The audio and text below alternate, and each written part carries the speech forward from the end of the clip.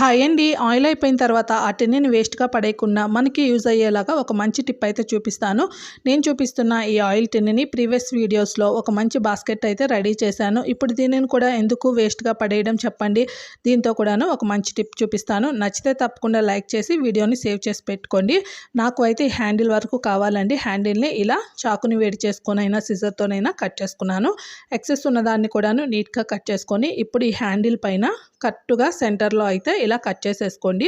ఇప్పుడు అడ్జస్ట్‌ని కూడాను ఓపెన్ అయ్యేలాగా కట్ చేసేసుకుంటే మనకి ఇలా నీట్‌గా ఉంటుంది. ఇది గుచ్చుకోకుండా మీకు నచ్చితే ఏదైనా టేప్‌ని కానీ కవర్‌ని కానీ వేసేసుకోవచ్చు. ఇప్పుడు దీన్ని ఎలా యూస్ చేద్దాం అనుకుంటున్నారా? మనం మార్కెట్‌కి వెళ్ళినప్పుడు కానీ లేకపోతే గ్రాసరీస్ తెచ్చుకునేటప్పుడు ఒక్కొక్కసారి చాలా లగేజ్ ఉంటుంది. కవర్లు కూడాను ఎక్కువగా ఉంటాయి.